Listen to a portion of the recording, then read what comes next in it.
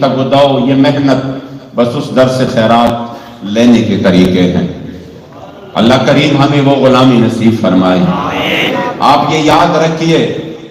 कि हुजूर का एहसान तो इस उम्मत पर बहुत ज्यादा है। आपका एहसान इतना बड़ा है कि हमारा एक सेकंड भी हुजूर के एहसान के बगैर नहीं गुजर सकता। इमाम अहले सुन्नत ने लिखा कि अगर हुजूर के एहसान का ये चादर इस उम्मत से एक सेकंड के लिए भी उठ जाए या सेकंड के अभी फनाई मुतलक हो जाएगा। फिल वक्त अल्लाह सब कुछ तबाह बर्बाद कर देगा। ये जो सब कुछ कायम है, वो जो न थे तो कुछ न था, वो जो न हो तो कुछ न हो, जान है वो जहान की, जान है तो जहान है। ये सब हुजूर की बरकत से है। कौन सा गुनाह है जो हमने नहीं किया, जिस पर अल्लाह ने साबिका उम्मतों को नेस्त व नाबूद कर दिया, उनके घर उठाए गए, नीचे जमीन पर पटक दिए गए, उन पर ऐसा सैलाब आया नामो निशान तक बाकी न रहा, और इनके ऊपर पत्थरों की बारिशें हुई, उनकी शक्ल मसा हुई, बंदर बन गए। वो एक एक गुनाह जिन पर उनकी गिरफ्त हुई, आज वो तमाम गुनाह मौजूद है और सुबह शाम वो गुनाह हो रहे हैं। फिर भी हमारी शक्ल सलामत है, कोई कुत्ता खंजीर नहीं बन जाता, फिर भी हमारे ऊपर पत्थरों की बारिश नहीं बरस रही। सब बरकत मेरे मुस्तफा करीम अलैहिस्सलाम के नाम की है। तो ज़माने भर का ये कायदा है कि जिसका गाना उसी का गाना। आज अगर हम यहां जमा है, ये हक तो अदा नहीं होगा। हक कैसे अदा होगा? उलमा ने तो यही तक लिखा कि सरकार ने अपनी उम्मत के गम में जो एक आंसू मुबारक अपने ऐनैन नरगसैन से आपकी जारी हुए, पूरी उम्मत उस एक आंसू मुबारक के कतरे का भी वो एहसान अदा नहीं कर सकता। हुजूर का इतना बड़ा एहसान है इस उम्मत पर, बल्कि यहां तक कि सहाबा ने हुजूर के सामने अपने वजूद के टुकड़े पेश किए। हुजूर के सामने ये पूरे जिस्म में आंख जो है, ये सबसे कीमती चीज है। बंदे को इधर कोई गुजार लग जाए और ये जगह पट जाए, यहां लग जाए और ये पट जाए, तो जाके हम मुबारकबाद देते हैं, हम कहते हैं माशाल्लाह माशाल्लाह आपकी आंख तो बच चुकी है। लेकिन ये के सामने हजरत कतादा खड़े हैं और तीर आ रहा है और आपने सीधा अपने आंख पे लिया। हजरत तलहा खड़े हैं, तीर आ रहे हैं और आपने अपने हाथ मुबारक पे लिया और हाथ छल हो गया। हजरत अबू दुजाना खड़े हैं और हुजूर के ऊपर इस तरह, जिस तरह ये वजूद ये गोश्त का नहीं, ये लोहे का हो, इसी तरीके से अपने पुष्ट मुबारक पर हुजूर से तीरों को वो बचा रहे हैं। सहाबा फरमाते हैं ये एक जानवर होता है जिसके जिस्म की ऊपर तीर होते हैं, वो छोटे छोटे। अब जब वो क्या नाम है, इस तरह कोई नाम, जब वो तीर उसके इस तरह हो जाता है तो वो बिल्कुल तीर सारे नजर आते हैं। सहाबा फरमाते हैं कि जब वो आपने अपने पुष्ट मुबारक हमारे ऊपर, हमारी तरफ जब आप पलटे तो हमने देखा कि उसकी तरह सारे तीर आपकी पुष्ट मुबारक पे थे। लेकिन हालत क्या, वहुवा ला यतहर्रकु इजलालन लिरसूलिल्लाह, आप अपनी जगह से हिले नहीं है कि कहीं तकलीफ मेरे मुस्तफा को ना पहुंचे। बावजूद इसके कि सहाबा ने हुजूर के इश्क व मोहब्बत में उस हद तक गए कि जहां पर हमारी सोच भी नहीं है। हुजूर के लुआब मुबारक को अपने हाथों में लिया और फिर उन्हीं हाथों को की दीवार पर नहीं, उन्हीं हाथों को अपने चेहरे पर मल लिया। फिर मेरे मुस्तफा करीम अलैहिस्सलातु वस्सलाम की हुजूर की पानी को जमीन पर भी ना गिरने दिया। 1400 एक दूसरे से आगे हो रहे हैं कि हमें मिल जाए। हुजूर की मोहब्बत में अपनी माल, औलाद, जाने सब कुछ कुर्बान किया। फिर भी उलमा ने लिखा वहुम मालहू फलम यबलुग मा हुआ हक़्क़ुहु, सहाबा हुजूर की मोहब्बत में आगे बढ़े, हद से आगे बढ़े, लेकिन फिर भी हुजूर का हक इतना है अपनी उम्मत पर कि हुजूर का हक किसने भी अदा नहीं की। तो आज हम उस करीमा का और उनकी शफकत और मोहब्बत का जो फरमा रहे हैं कि मेरे हर नबी को अल्लाह ने एक दुआ मुस्तजाब दी है और उन्होंने वो दुआ दुनिया में की है, लेकिन मैंने वो दुआ अपने गुनाहगार उम्मत के लिए महशर के दिन के लिए बचाया है। खुदा की कसम, जब ये बातें بندہ سنتا ہے اور پھر کچھ لمحوں کے لیے سوچتا ہے کہ ہم اس نبی سے وفا کیوں نہ کریں جنہوں نے محشر کے دن بھی ہمارے لیے وہ دعا بچا کے رکھی ہے. اور پھر فرماتے ہیں کہ اللہ کریم نے مجھے اختیار دیا کہ میرے کریم آقا فرماتے ہیں کہ اللہ کریم نے مجھے اختیار دیا کہ میرے محبوب آپ کے آدھے امت کو میں بخش دوں بلا حساب و بلا کتاب، یا آپ کو شفاعت کا اختیار دوں. حضور فرماتے ہیں فاخترت الشفاعۃ، میں نے شفاعت کو اختیار کیا. پھر اس کی وجہ بھی بیان کرتے ہیں لأنها عام و اکفا، یہ شفاعت بہت عام ہے اور بہت کافی ہے. میری امت کو، آدھی امت کو اللہ بلا حساب و کتاب بخش دیتا تو بہت بڑی بات تھی. لیکن اگر اس آدھی امت میں مجھے اور آپ جیسے گناہگار ہوتے اور قیامت کے دن جب فرشتے جہنم کی طرف لے کے جاتے تو میرے کریم آقا نے فرمایا میری آدھی امت تو بخش دیتے، لیکن اگر اس آدھی امت میں ایک مجھے میرے گناہگار امتی کہتے یا رسول اللہ مدد کیجئے، یہ فرشتے تو مجھے اس طرف لے کے جا رہے ہیں. کریم آقا نے فرمایا اس لیے اختیار کیا کہ جب میری امت کو ضرورت ہو تو میں اپنی امت کی شفاعت کے لیے میدان محشر میں نکل آؤں.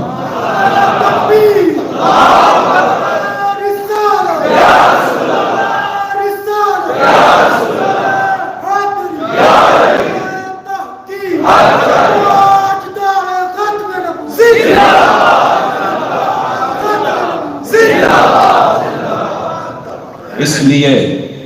امت کو یہ سوچنا چاہیے کہ اس مشفق اور مہربان نبی جو نہ ہمیں محشر میں بول رہے ہیں نہ دنیا میں جب بھی آپ کے عینین الرسین سے آنسو جاری ہوئے وہ امت کے غم میں جاری ہو گئے، لیکن امت آج اس حد تک بے وفائی پہ اتر آیا ہے کہ جس دین کے لیے میرے کریم آقا کی دانت مبارک شہید ہو گئے، جس نظام کے لیے کریم آقا بدر حنین تک گئے،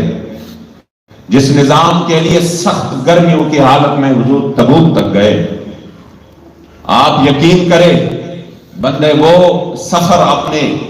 دماغ میں اور تصور میں لے آئے اور پھر بے سر و سامانی کی حالت میں اور پھر گرمی کی کیفیت، صحابہ جن کے پاس پہننے کے لیے جوتے بھی نہیں تھے، لیکن میرے کریم آقا نے جب بدر کے دن صحابہ سے دریافت کیا کہ چلنا چاہیے یا نہیں، بابا جی فرماتے تھے حضور قلندر زمان مجدد دوران، حضور امیر المجاہدین فنا فی خاتم النبیین قبلہ بابا جی خادم حسین رضوی رحمت اللہ تعالی علیہ، آپ فرماتے تھے میں نے نہیں پڑھا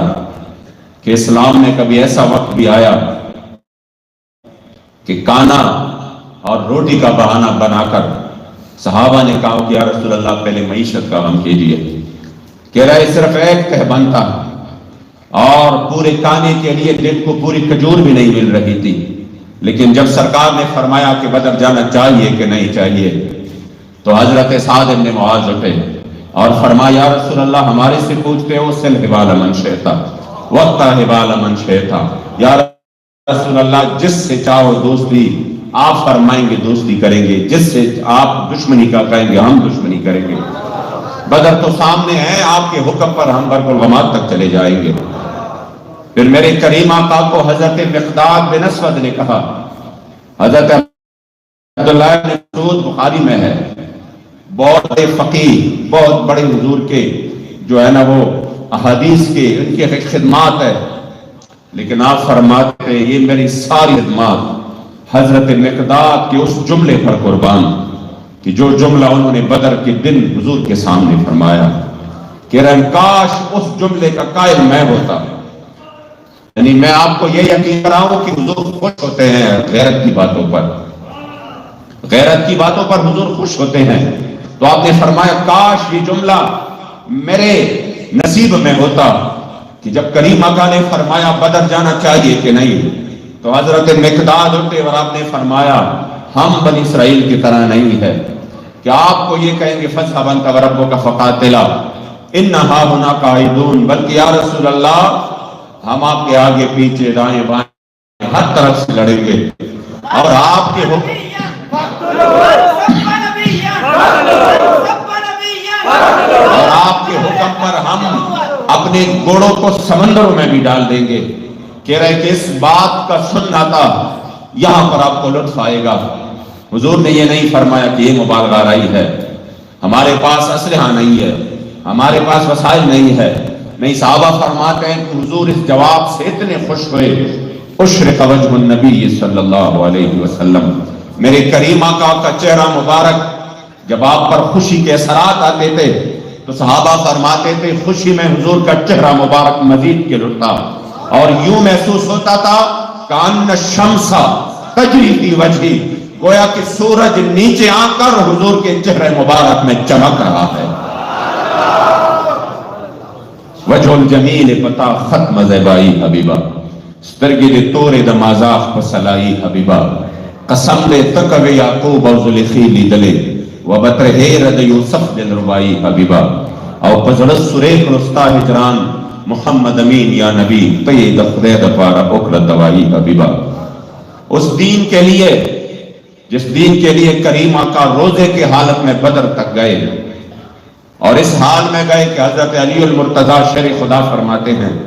کہ جب ہم پہنچے تو ہمیں کہا کہ آپ آرام کر لیں، لیکن خود کی حضور کی حالت یہ تھی وَهُوَ قَائِمٌ يُصَلِّي تَحْتَ الشَّجَرَةِ وَيَبْكِي، حضور ساری رات اس درخت کے نیچے میرے کریم آقا روتے رہے، اور کبھی سجدے میں گرتے اور فرماتے کہ یا اللہ میرے پاس جو لشکر تھا میں لے کے آیا ہوں، اگر ان کو آج شکست ہوئی تو پھر روئے زمین پر آپ کا نام لینے والا کوئی نہیں رہے گا. اور پھر اتنے ہاتھ اٹھائے کریم آقا نے کہ آپ کا چادر مبارک آپ کے شان اقدس سے نیچے گر گیا. حضرت سیدنا ابوبکر صدیق آئے اور آپ نے وہ چادر مبارک دوبارہ کندھوں مبارک میں ڈال کے کہا یا رسول اللہ بس کیجئے، جو وعدہ آپ سے اللہ نے کیا ہے وہ پورا ہو کے رہے گا. اس دین کے لیے جب کریم آقا نے حضرت اسد اللہ و اسد رسول حضرت سیدنا امیر حمزہ کو دیکھا، یہ وہ شخص تھے کہ صحابہ فرماتے ہیں حضور اتنا پیار کرتے تھے، اتنا پیار کرتے تھے سید الشہداء سے. یہ کیوں آج علماء بیان کرتے ہیں اور عشاق کہ جب بھی آپ نے حاضری لگانی ہو مدینہ شریف میں پہلے سید الشہداء کے مزار پہ جائے اور ادھر آپ عرض کر دے کہ میں ادھر جا رہا ہوں، اور پھر جا کر سید الشہداء کا واسطہ دے حضور کو، پھر آپ اپنی حاضری کا لطف دیکھیں، پھر حضور کی کرم نوازی دیکھیں. کیونکہ حضور اتنا پیار کرتے تھے کہ صحابہ نے فرمایا کہ جب بھی ہم نے حضور کے سامنے سید الشہداء کا تذکرہ کیا تو حضور کے وصال تک آپ کے عینین نرگسین سے آنسو ضرور جاری ہوئے. اتنا حضور پیار کرتے تھے.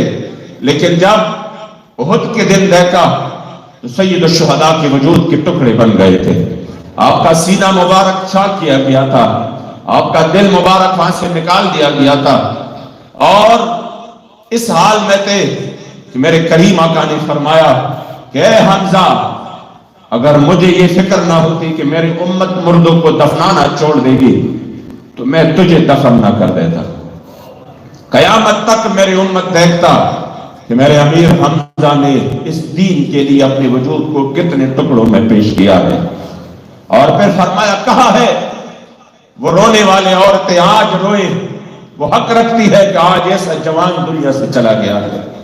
کہ آج ان پر روئے. اس شخص کے بھی ٹکڑوں کو میرے کریم آقا نے اس دین کے لیے آپ کی قربانی ہوئی، اور کس انداز سے صحابہ نے اپنے جسموں کے ٹکڑے پیش کیے. لیکن آج وہ دین غریب الوطن ہے. ہمارا دیش، ہمارا ملک جو 75 سال سے اسلام کے نام پر بنا، اس کے ایک فیٹ جگہ پر اسلام نافذ نہیں، بلکہ وہ مقصد تو ہم چکے ہیں. مقصد تو صرف روٹی کپڑا مکان رہ چکا ہے. کہ ہمارا شاید مقصد یہ تھا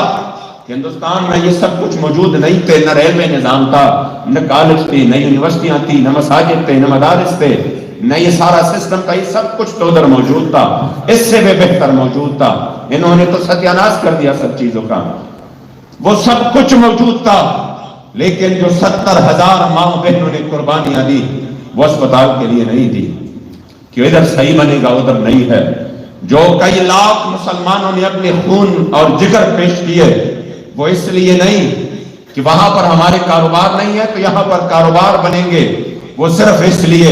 کہ ہمیں ایک ایسا ملک چاہیے جس میں سکھ اور نظام میرے مصطفیٰ کریم کا چل رہا ہے۔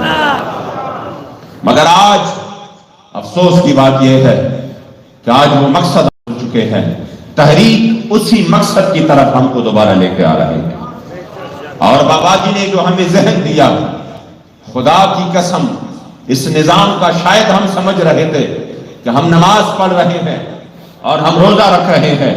اور ہم جا کے صدقات اور خیرات اور حج اور عمرے کر رہے ہیں تو ہم دین پہ عمل پیرا ہے، لیکن پھر تو بابا جی نے سمجھایا کہ یہ سب کچھ تو اپنے آپ کے لیے کر رہے ہو، حضور کے دین کے لیے کیا کیا ہے۔ اسلام تو صرف عبادات کا نام نہیں ہے، یہ تو عبادات ہے،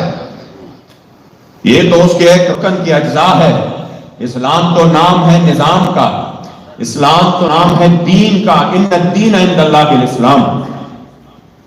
لکم دینکم ولی دین۔ لہذا جب تک حضور کا دین تخت پر نہ آئے اور جب تک حضور کے دین کو آپ اپنے اوپر وہ لاگو نہ کرے، تب تک مسلمان کبھی فلاح نہیں پا سکتا۔ اس لیے آج ضرورت اس بات کی ہے کہ جس طرح میرے کریم آقا کے صحابہ کہاں سے، ابھی آپ یہاں پر بھی گزر رہے ہیں تو مزارات ہے صحابہ کے، یہ فلاں صحابی کی مزار ہے، یہ در ہے، یعنی وہ کہاں کہاں تک چلے گئے، پشاور تک، آگے خراسان افغانستان تک حضور کی صحابہ گئے۔ اور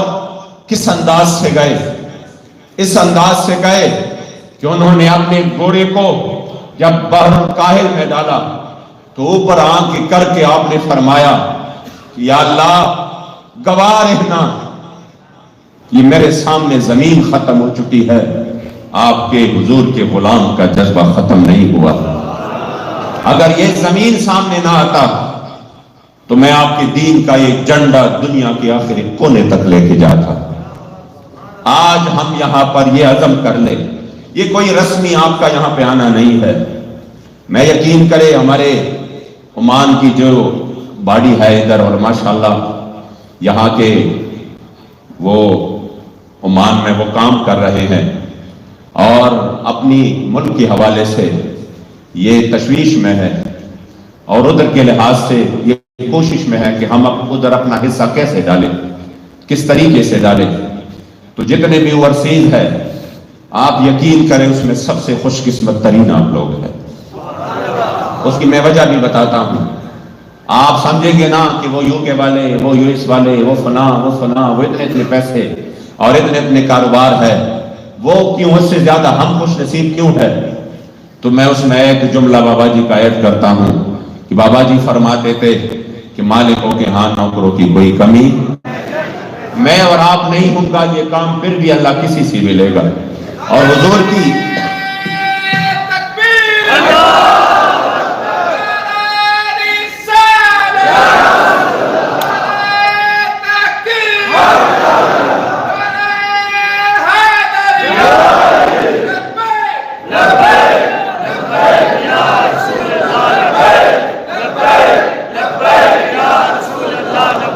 بابا جی فرماتے تھے یہ کام تو اللہ منگولوں کی کتے سے بھی لے گا، کہ جب انہوں نے 40,000 منگول جمع ہوئے عیسائیت کو قبول کرنے کے لیے اور عیسائی مبلغ کو انہوں نے بلایا تھا، اور جب مجمع میں حضور کے خلاف بات ہوئی تو امام فرماتے وَهُنَاكَ كَلْبٌ صَيْدٌ مَرْبُوطٌ، ایک شکاری کتا جو سامنے تھا، انہوں نے دیکھا کہ حضور کے خلاف بات ہوئی ہے تو وہ فوراً اپنی زنجیر کو توڑ کر حضور کے اس گستاخ پر حملہ آور ہوا۔ لوگ آئے اور انہوں نے اس کو پکڑ کے دوبارہ جا کے باندھا، اور لوگوں میں کسی نے کہا ھذا بکلامک فی محمد صلی اللہ علیہ وسلم، تم نے جو حضور کے خلاف بات کی ہے کتے کو اچھا نہیں لگا، تو انہوں نے آپ پر حملہ کیا۔ تو وہ گستاخ کی عقل تو پھر چلی جاتی ہے، انہوں نے کہا نہیں بل ھذا کلب عزیز النفس، یہ کتا جو ہے نا اس کو کوئی بندہ اشارہ کرے تو پھر اس پر حملہ کر دیتا ہے، تو میں نے خطاب میں اس کو اشارہ کیا۔ لوگوں نے کہا ٹھیک ہے، دوبارہ باندھا، لیکن جب انہوں نے تقریر شروع کی تو دوبارہ حضور کی گستاخی پر اتر آیا۔ انہوں نے دیکھا کہ نیچے مجمع میں تو نہ حضرت سیدنا عمر فاروق ہے نہ ابو بکر صدیق ہے، نہ صلاح الدین ایوبی ہے، نہ غازی عامر عبد الرحمن ہے، نہ غازی عبد القیوم ہے، نہ ممتاز قادری ہے، نہ بابا جی امیر المجاہدین ہے۔ میں جو بھی کہوں گا، لیکن کہتا ہے کہ کتے سے برداشت نہیں ہوا۔ فَوَثَبَ الْقَلْبُ مَرَّةً أُخْرَى، قربان جاؤں حضور کی شان پر کہ کتے سے برداشت نہیں ہوا۔ بابا جی جب یہ روایت بیان کرتے تھے تو آپ پر ایک وجدانی کیفیت طاری ہو جاتی تھی، اور آپ فرماتے تھے کہ واہ کتیا واہ، واہ کتیا واہ، تمہاری اس غیرت پر قربان جو تم نے اپنے کریم آقا پر کیا ہے، اور تمہاری اس جم پر قربان جو تم نے حضور کے گستاخ پر جپٹتے ہوئے ان کی سامنے سے دونوں پاؤں اس طرح کر کے جب ان کے گردن پر اپنا منہ لگایا اور لوگ آگے انہوں نے ان سے اس کو خلاص کرنا چاہا کہ ہم بچائیں ان کو، جب وہ آ رہے تھے تو کتے نے اپنا کام کیا تھا اور اس کے گلا ٹکڑے کر کے اس کو مردار کیا تھا۔ بابا جی فرماتے تھے کہ میں قربان جاؤں اس غیرت پر۔ تو یہ تو حضور کی شان ہے کہ کسی سے بھی یہ کام لے گا، لیکن قبلہ بابا جی فرماتے تھے کہ پھر حضور جب کسی کو اپنی نوکری کے لیے چن لے، مالکوں کے ہاں نوکروں کی کمی نہیں ہے، لیکن جن کو وہ مالک نوکری کے لیے چن لے پھر ان کی قسمت کی معراج ضرور ہے۔ اور یہ انتخاب ہے، خدا کی قسم یہ انتخاب ہے، یہ نہ مال و دولت پر ہے، نہ یہ دنیاوی جاہ و جلال پر ہے، نہ یہ عہدوں پر ہے، یہ حضور کی طرف سے ایک نگاہ ناز ہے کہ کسی پر پڑ جائے تو ان سے حضور کی دین کا وہ کام لے کہ ان کے لیے دنیا میں بھی اور آخرت دونوں میں اس کے لیے باعث نجات بن جائے۔ ہم وہ خوش نصیب ہیں اللہ اور رسول کی کرم سے اور بابا جی رحمت اللہ تعالی علیہ کے فیضان سے۔ آپ یہاں پر اپنی محنت مزدوری بھی کر رہے ہیں اور اپنی ملک کی اس عظیم تحریک کو آپ کوشش کر رہے ہیں کہ ان میں اپنا حصہ ڈالیں، وہ جس انداز سے بھی ہو، یہ سب سے بڑی کائنات کی خوش نصیبی ہے۔ اور میں اس میں صرف ایک مختصراً واقعہ ایڈ کروں کہ جب سلطان نور الدین زنگی نے حضور کے حکم مبارک پر آپ مدینہ شریف آئے اور ان دشمنوں کو آپ نے جو ہے نا وہ ختم کر دیا، وہ واقعہ تو آپ نے سنا ہوگا۔ اس کے بعد تاریخ میں آتا ہے کہ تین دن سلطان نور الدین زنگی رحمت اللہ تعالی علیہ مدینہ شریف کی گلی کوچوں میں ننگے پاؤں آپ آگے پیچھے جا رہے تھے اور آنکھوں مبارک سے آنسو جاری تھے اور فرما رہے تھے یا رسول اللہ میں یہ شکر کیسے ادا کروں۔ آپ کے قریب سلاطین موجود تھے، سلاطین اسلام تھے، لیکن آپ نے اس نوکری کے لیے مصر سے اپنے غلام کو بلا لیا، تو میں یہ شکر کیسے ادا کروں؟ خدا کی قسم میں آپ کو کہتا ہوں ہم یہ شکر ادا ہی نہیں کر سکتے کہ اس دور پر فتن میں، یہ کفر الحاد کے دور میں، یہ جو بندہ ایک فیٹ بھی ایک قدم بھی بغیر کسی دنیاوی مفادات کے آگے جانے کے لیے تیار نہیں ہے۔ لبیک والے خوش قسمت کتنے ہیں کہ انہوں نے سامنے یہ نہیں دیکھا کہ مشکلات ہے، تکالیف ہے اور بڑی بڑی آزمائشیں ہیں، لیکن الحمدللہ وہ صرف وہ ادھر دیکھ رہے ہیں کہ ہماری خوش قسمتی ہے کہ مالک اپنی نوکری کے لیے چن لیتا ہے، تو یقیناً اگر ایک مرتبہ بھی مالک کے زبان پر ہمارا نام آ گیا، ایک نگاہ ناز بن گیا، یقین کریں دنیا بھی سنور جائے اور آخرت بھی سنور جائے۔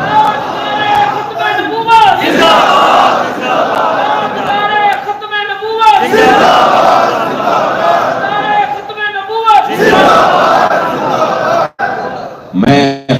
خود گواہ ہوں کہ جب بابا جی آخری جو آپ کے وصال سے پہلے جو آخری لگنا تھا، اسی میں جب رات کو تشریف لے آئے، ابھی ساتھیوں سے ادھر بات کر رہا تھا کہ اکیلے بابا جی نے کس انداز میں کام کیا۔ ہم سب اراکین شورا تحریک کے جتنے بھی مقررین وہ جا رہے ہیں پورے پاکستان میں، لیکن یقین کریں آج بھی وہ ادھر نہیں پہنچے جہاں بابا جی اکیلے پہنچے۔ تو آپ جب ادھر تشریف لے آئے تو آپ کا رنگ مبارک بالکل متغیر ہو چکا تھا، شدید ترین بیمار تھے آپ، سخت بخار تھا۔ میں نے کہا حضور آپ کی طبیعت بہت خراب لگ رہی ہے۔ کہا جی مجھے آج بھی بہت بخار ہے، اس طرح ہاتھ مبارک آگے کر دیا۔ تو میں نے کہا پھر حضور آپ کیوں آئے؟ آپ کیوں آئے؟ ہم موجود تھے یہاں پر۔ وہ جملہ بخدا مجھے آج بھی یاد ہے کہ آپ نے فرمایا نہیں کیا بات کرتے ہو امینی صاحب، یہ جان تو ہے ہی رسول اللہ کے لیے۔ آج بھی میرے بابا جی دی، آج بھی میرے بابا جی دی، بابا جی دی، انہیں جانا، انہیں جانا، انہیں جانا، تاجدار ختم نبوت پھر کیا بات کرتے ہو، یہ جان تو ہے ہی رسول اللہ کے لیے۔ تو پھر صرف بات نہیں کی، خدا کی قسم وہ جان پیش بھی کی۔ اسی بیماری سے ٹھیک نہیں ہوئے، لیکن اس انداز سے دنیا سے چلے۔ خود فرماتے تھے کہ کم از کم اتنا کام تو کرے کہ میرے کریم آقا کے سامنے جب جائے تو حضور فرشتوں سے کہے دیکھو یہ میرا غلام آیا۔ اس انداز سے گئے کہ اپنے آخری دنوں میں بھی پوری دنیا میں پیغام پہنچایا کہ آج بھی 1450 سال بعد حضور کے غلام حضور کے دین کے لیے اپنا سب کچھ قربان کرنے کے لیے بیدار ہے اور اپنے آپ کو پیش کر رہے ہیں، اور یہ پوری دنیا کو آپ نے پیغام پہنچایا۔ تو جب اسی حالت میں آپ دنیا سے چلے گئے کہ اپنی آخری وقت میں بھی فرانس تک یہ پیغام پہنچایا کہ ہم حضور کے نام پر سب کچھ قربان کرنے کے لیے اب بھی تیار ہے، تو میرے ذہن میں یہ خیر آیا کہ آپ اس حال میں چلے گئے کہ جب روح میرا پیراہن خاکی سے نکلے تو روز ایسے آواز آئے او میرا فقیر آئے۔ آپ یقین کریں اگر ہم اس انداز سے کہ جب بابا جی اتنے معذوری کے باوجود آپ نے صبح شام حضور کے دین کا کام کیا اور اس کے لیے آپ آگے بڑھے، اگر ہم اس انداز سے آپ کی اس ادا کردہ تحریک جو فقط میرے کریم آقا کے دین کے لیے بنی ہے، اگر کسی بندے کے ذہن میں کوئی اور بات ہے تو میں نے ہمیشہ یہ کہا ہے کہ اگر ہمارے وہم و گمان میں بھی کبھی یہ بات آئے، یہ بہت بڑی بات میں کر رہا ہوں، اگر ہماری وہم و گمان میں بھی یہ بات آئے کہ ہم اس تحریک کو اپنی ذات کے لیے استعمال کریں، اپنی دنیاوی جاہ و جلال کے لیے اور کرسی کے لیے، لوگ کہتے ہیں نہیں یہ بھی کرسی کی مار ہے، یہ کل کو ادھر جائیں گے پارلیمنٹ میں سب کچھ بھول جائیں گے، اور یہ ختم نبوت کا اور ناموس رسالت کا مسئلہ صرف اور صرف یہ جو ہے نا وہ کرسی کے لیے اور پارلیمنٹ کے لیے یہ بول رہے ہیں، پھر یہ ہو جائیں گے پھر وہ ہو جائیں گے۔ تو میں نے کہا یہ کسی اور سے بات کرے تب بھی ٹھیک ہے، لیکن میں تو اس کا گواہ ہوں، چشمدید گواہ، اور یہ بات آپ سے اس وجہ سے کروں گا، قائدین ذمہ داران سارے موجود ہے اور میں بڑی ذمہ داری سے بات کر رہا ہوں۔ یہ سوشل میڈیا پہ موجود ہے، فیس بک پہ اور اس طرح یوٹیوب پہ اردو میں پشتو میں، کہ جب انہوں نے ہمارے معاہدے سے پیچھے ہٹنے کے لیے یہ سابقہ دور حکومت میں ان کی وزیر آئے ہمارے سامنے بیٹھے تو انہوں نے ہمیں بڑے دلکش آفر دیے۔ ابھی سینٹ کا الیکشن نہیں ہوا تھا تو ہمیں کہا کہ آپ اس معاہدے سے پیچھے ہٹ جائے۔ میں تھا اسی معاہدے میں، اسی مذاکرات میں، 3 دن فیصل واؤڈا ادھر بیٹھا رہا اور 3 دن اس کے باقی وزیر بیٹھے رہے، اسی وقت ان کے ساتھ تھا۔ تو کہا آپ اس معاہدے سے پیچھے ہٹ جائے، ہم آپ کو سینٹ کی ایک وہ دے دیتے ہیں نشست، آپ کو سینٹ ابھی سے ہم لکھ کے دے دیتے ہیں کہ آپ کا سینیٹر ابھی سے ہم دے دیتے ہیں، منتخب ہوگا، اور جتنے بھی صوبائی یا قومی سیٹی ہیں وہ اگلے کے لیے ابھی سے آپ مینشن کریں، وہ ہم آپ کو چھوڑنے کے لیے تیار ہیں۔ یہ اتنی دلکش آفری تھی، اور کہا ہم آپ کو پیسے جتنے آپ چاہے آن دا سپاٹ دے رہے ہیں، اسی موقع پر آپ کو دے رہے ہیں، اور یہ اس لیے نہیں کہ آپ کو ہم خرید رہے ہیں، نہیں، بلکہ آپ دین کا کام کر رہے ہیں۔ ہم چاہیں تو کہ آپ اپنے شہداء کو دیں، مدارس بنائیں، مساجد بنائیں، باہر چلے، یہ کرے وہ کرے، اور مجھ سمیت 3-4 بندوں کا کہا کہ ان کو ہم فلاں پاسپورٹ دے رہے ہیں سرکاری خرچوں پر، ہم ان کو فلاں ملک بھیجیں گے، ادھر بھیجیں گے، ادھر بھیجیں گے۔ ان کے ذہن میں تھا کہ یہ سب کچھ سن کے ان کی آنکھیں باہر آ جائے گی، اور کہا کہ اس سے تو اور کوئی چیز ہی نہیں ہے۔ جب مجھے کہا تو میں نے کہا نہیں، جو ہم معاہدہ بابا جی کے حیات مبارک میں کر کے آئے تھے بس ہمیں وہ معاہدہ چاہیے۔ تو مجھے کہا یہ آپ لوگ جذباتی ہو رہے ہیں، یہ جذباتی ہو رہی، جذباتیت کی باتیں ہیں، میں نے امیر صاحب سے ملنا ہے، حضرت قبلہ حافظ سعد حسین رضوی حافظہ اللہ، اللہ کریم ان کا سایہ ہمارے سروں پہ دراز فرمائے، پل پل کی حفاظت فرمائے۔ کہا مجھے ان سے ملنا ہے، یہ بات ان سے کرنی ہے۔ میں نے کہا اگر بات یہ ہے تو میں ان کی ترجمانی کر رہا ہوں، بالکل یہی بات ہے ان کی طرف سے۔ انہوں نے کہا نہیں، میں نے بابا جی کی تعزیت کرنی ہے، واللہ کا دل خوش ہو جائے گا اور اپنے قائد پر فخر کریں گے۔ کہہ رہا ہے میں نے تعزیت کرنی ہے بابا جی کی۔ میں نے کہا تعزیت ہو سکتی ہے، آ جاؤ۔ وہ آئے، پہلے تو آ کے جب مسجد دیکھا، کہہ رہا آپ کا مرکز کہاں پہ ہے؟ میں نے کہا ہماری یہی مرکز ہے بس۔ کہہ رہا ساتھ صاحب کدھر بیٹھتے ہیں؟ میں نے کہا وہ سامنے جو ایک کمرہ ہے ادھر ہی بیٹھتے ہیں۔ کہہ رہے بابا جی بھی ادھر بیٹھتے تھے؟ میں نے کہا یہ 3-4 مرلے کے گھر میں اوپر وہ بھی ہوتے تھے۔ جب سامنے ہم بیٹھ گئے تو امیر محترم کو کہا دعا کے بعد کہ میں نے ان کو 3 بڑے دلکش آفر دیے تھے، تو کچھ تو آپ مانگے، مجھے رخصت کرے تاکہ میں اپنے وزیر اعظم کو کہہ دوں کہ میں تو منگوا کے آیا ہوں۔ تو امیر محترم نے کہا جو انہوں نے بات کی ہے بات وہی ہے، جو انہوں نے بات کی ہے بات وہی ہے۔ انہوں نے کہا نہیں، یقین کرے ابھی آپ کو لطف آئے گا۔ انہوں نے کہا نہیں، مجھے ایک بات تو آپ مانیں، کچھ تو دے کر رخصت کرے۔ امیر محترم نے فرمایا میں بہت بڑی بات دے کر رخصت کر رہا ہوں۔ انہوں نے کہا کون سی بڑی بات؟ نہ آپ نے ہماری بات مانی۔ ان کو میں نے کہا کہ تم اس پہ سودا کر لو، انہوں نے کہا ہماری سودا تو امیر تو بابا جی بازار مصطفیٰ میں کر گئے، اب تو نہیں ہو سکتا، تو کچھ تو دے کر رخصت کرو۔ امیر محترم نے کہا بڑی بات دے کر رخصت کر رہا ہوں۔ انہوں نے کہا کون سی بڑی بات؟ ایک بھی نہیں مانی، نہ پیسے لیے، نہ آپ نے سینٹ پہ بات کی، نہ کسی دوسری چیز پہ، کچھ تو دے کر رخصت کرو۔ امیر محترم نے فرمایا جاؤ اور اپنے وزیر اعظم سے کہنا کہ 1450 سال بعد بھی پاکستان میں حضور کے وہ غلام رہتے ہیں، جب لوگ ایک پلیٹ پر بک جاتے ہیں تو آج بھی اس ملک میں حضور کے وہ غلام رہتے ہیں جو پوری دنیا کی طاقتیں مل کر نہ ان کو خرید سکتے ہیں، نہ ان کو چکا سکتے ہیں، نہ ان کو ڈرا سکتے ہیں۔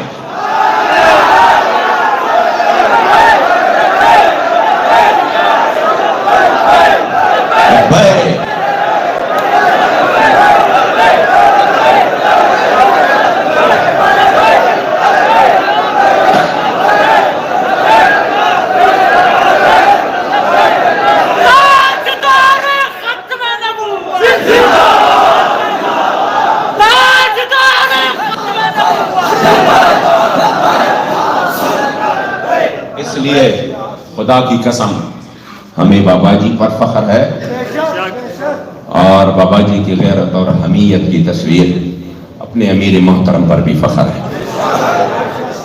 آپ الحمدللہ وہ خوش نصیب ہے کہ آپ کے قائدین نے کبھی آپ کی غیرت کا اور حمیت کا سودا نہیں کیا، آپ کی جذبات کا کبھی سودا نہیں کیا۔ اس لیے اگر ہم ان کے ساتھ انشاءاللہ مضبوطی سے کھڑے رہیں گے، میرا یقین ہے کہ اللہ کریم وہ سورج ہمیں ضرور دکھائے گا، اور وہ سورج نظام مصطفیٰ کا ہوگا۔ پھر کوئی غریب اپنی غربت کی وجہ سے خودکشی نہیں کرے گا، پھر کوئی بھی عورت کی عزت یوں تار تار نہیں ہوگی، پھر اسلام ان کا جواب ضرور لے گا، کیونکہ ظالم کے گریبان تک اگر جا سکتا ہے تو وہ صرف اسلام ہی جا سکتا ہے، مظلوم کی اگر فریاد سن سکتا ہے تو وہ اسلام ہی سنتا ہے۔ اور اگر ہم یوں پڑے رہے کہ چلو خود بخود، تو یہ اللہ کریم جل جلالہ کی عادت کریمہ نہیں ہے کہ ہم کہیں ہم سو جائیں تو صبح کو نظام بدلے گا، اس طرح نہیں ہوتا۔ اس کے لیے جہد مسلسل چاہیے، اس کے لیے بابا جی فرماتے تھے یہ سفر ہے کوئی جانا، یہ قدم قدم بلائیں، اور جنہیں زندگی ہو پیاری وہ یہیں سے لوٹ جائے۔ بخدا میں نے اپنے ساتھیوں کو دیکھا، بڑی تکالیف کے بعد بھی ان کے چہروں پر مسکراہٹیں ہیں۔ کسی کو اتنی تکلیف پہنچی کسی جگہ پہ کہ ان کا سارا کیریئر داؤ پہ لگ گیا، لیکن انہوں نے کہا پرواہ نہیں، یہ حضور کے دین کے لیے ہے۔ نہ ایسے قائدین ہے، نہ ایسے کارکنان ہے، یہ ایک نعمت سمجھو اللہ کی طرف سے اس دور میں جو بابا جی نے ہمیں دی ہے، بخدا یہ ایک بہت بڑی نعمت ہے۔ اگر ہم اس کی قدر کریں انشاءاللہ میرا یقین ہے، ایک تو یہ ہے کہ آپ کم از کم اپنے قیادت کے ساتھ ماشاءاللہ آپ کے سامنے ہمارے یہاں کے امیر محترم حضرات کے حافظ شاہد رضوی صاحب اور جتنی بھی آپ کی ٹیم ہے وہ موجود ہے. آپ رابطے میں رہے, جتنے بھی دوست احباب آئے ہیں آپ رابطے میں رہے, اور ادھر کے حوالے سے جو بھی آپ کو پھر یہ کام دیا جاتا ہے تو وہ تنظیمی طور پر انشاءاللہ جب آپ ایک ہوں گے تو اس کی اثر جو ہے نا, ابھی میں آپ کو بتاتا ہوں جتنے بھی پارٹیاں ہیں ادھر اس کی اکثریت سوشل میڈیا باقی معاملات وہ باہر سے سارا, کیونکہ آپ لوگوں کا کام یہ ادھر تو اب میں آ رہا تھا خیبر پختونخوا سے 3-4 دن سے نیٹ نہیں تھا, اور اس طرح کی باقی بھی حالات ہے, لوگوں کے حالات بڑے خراب ہیں. آپ جب کام سے واپس آتے ہیں تو آپ کا اور کوئی کام ہی نہیں ہے, تو بہت سارے کام پھر وقت آپ کے پاس ہے. اور ماشاءاللہ اللہ کریم آپ کو, بابا جی نے فرمایا تھا اسلام کسی کا قرض نہیں رکھتا, اسلام پھر اسلام ہے. انشاءاللہ ہم اسلام کے ساتھ کھڑے ہوں گے, دنیا بھی سنور جائے اور آخرت بھی. تو آپ کیونکہ میرا کل ابھی یہ تو اللہ رسول کی کرم سے کافی گزارا ہوا, میں نے تو کہا میں 2 بات کر کے شاید بیٹھ جاؤں گا, تو اللہ کریم ساتھیوں کو جزائے خیر دے. کچھ نے کچھ ٹیبلٹ, کچھ نے شہد, کوئی چیز, الحمدللہ آپ کو وہ پیغام پہنچانے کی حتی الوسع کوشش کی. بس صرف دل میں یہ ہے کہ ہے کاش ہم سے اللہ وہ کام لے کہ میرے کریم آقا اپنے روضے منور معطر میں خوش ہو جائیں, اور حضور کی لمحہ مبارک پر کبھی ایک مرتبہ ہمارا نام آ جائے کہ میرے فلاں غلام نے میرے دین کے لیے یہ کام کیا. غفلت یوزل زمانوں یاد کر نبی بنشی مصیبت کے زمانوں. میرے جد ارجد فرماتے ہیں کہ یا رسول اللہ آپ اپنی شیرین زبان مبارک سے کبھی زندگی میں میرے ایک مرتبہ نام لے, خدا کی قسم پوری زندگی میں پھر میری روح کو کوئی تکلیف نہیں ہوگی. انشاءاللہ ہم وہ کام کریں کہ جس سے حضور خوش ہو جائے, ہم وہ کام کریں جو حضور کی عزت اور ابرو پر پہرہ ہو, ہم وہ کام کریں جو حضور کی ختم نبوت پر پہرہ ہو. تو یہ وہ کام ہے جس سے حضور خوش ہوتے ہیں, اور حضور جب آپ سے اور ہم سے خوش ہو جائیں گے تو پھر اور ہمیں کیا چاہیے, پھر تو رب بھی مل گیا اور کونین کی ساری نعمتیں مل چکی ہے. میں یہاں کی باڈی کو, نوجوانوں کو